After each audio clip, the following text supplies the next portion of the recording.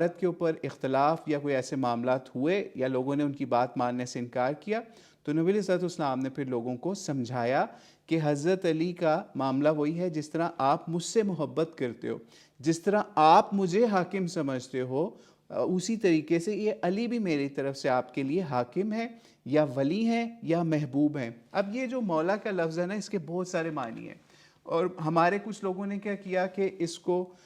سمجھ لیں، کچھ نے اس کا ترجمہ صرف حاکم پہ کر دیا، کچھ نے محبت پہ کر دیا، کچھ نے دوستی کے اوپر کر دیا، لیکن یہ کانٹیکسٹ ڈیسائیڈ کرتا ہے کہ یہ مولا کا لفظ کس طرح بولا جا رہا ہے۔ جیسے مثال کے طور پہ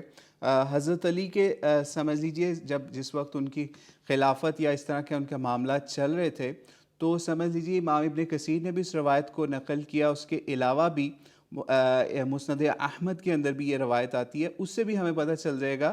کہ حضرت علی کو بھی جب مولا کہا جاتا تھا تو حضرت علی کیسا آگے سے سوال کرتے تھے یا کیا ریاکٹ کرتے تھے۔ رحبہ کے حوالے سے ایک روایت ملتی ہے کہ حضرت علی وہاں پہ تھے، اور وہاں پہ سمجھ لیجئے مسند احمد کے اندر بھی آتی ہے اور امام ابن کثیر نے بھی اس کو نقل کیا ہے، تو اس میں یہ روایت کے اندر آتا ہے کہ ایک رحبہ جگہ تھی، وہاں پہ حضرت علی تھے، تو وہاں پہ ایک انصار کی جماعت آئی اور انہوں نے حضرت علی کو کہا السلام علیکم، السلام علیکہ یا مولانا، ٹھیک ہے، کہ اے ہمارے مولا آپ کو سلام ہو، آپ کے اوپر سلام ہو۔ تو حضرت علی نے ان سے پوچھا، مسند احمد 23959 کے اوپر بھی یہ روایت آتی ہے،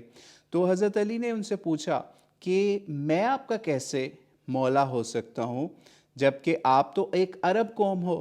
تو انہوں نے کہا کہ ہم نے نبی علیہ السلام کو غدیر خم کے موقع کے اوپر یہ کہتے ہوئے سنا کہ جس کا مولا میں ہوں، علی بھی اس کے مولا ہیں۔ تو خیر حضرت علی کو بھی اس وقت تعجب ہوا کہ یہ مجھے مولا کہہ کے کیوں پکاریں،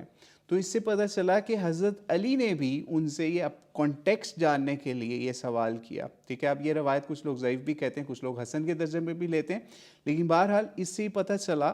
کہ حضرت علی نے بھی ان سے اس چیز کو انکوائر کر لیا کہ آپ نے مولا کس سینس میں کہا، تو انہوں نے پھر ان کو یاد کرا دیا اس سینس میں کہ نبی علیہ السلام نے آپ کو مولا کہہ کے پکارا تھا اس وقت۔ اور یہاں پہ ایک اور بھی بڑا سمجھ لیجئے کویسچن بنتا ہے، اور ایک مرتبہ ایک شخص سے میں نے کیا بھی تھا کہ وہ حضرت علی کو صرف مولا کہتے ہیں، تو کیا نبی علیہ السلام نے تو اپنے آپ کے لیے بھی مولا کا لفظ استعمال کیا نا، تو ہم حضرت نبی علیہ السلام کو مولا کیوں نہیں کہتے؟ تو اس کا جواب ان کو نہیں آتا، لیکن بہرحال ہم آپ کو اس کا جواب دے دیتے ہیں کہ ہم اکثر درود شریف کے اندر بھی مولا کا لفظ نبی علیہ السلام کے لیے بھی یوز کر لیتے ہیں۔ مختلف درود شریف جو ہمارے علماء نے بعد میں بنائے، اس کے اندر بھی مولانا کے لفظ نبی علیہ السلام کے لیے بھی ہم یوز کر لیتے ہیں۔ اور آج بھی آپ دیکھتے ہیں کہ آج بھی ہم اپنے کسی کو محبوب کہنے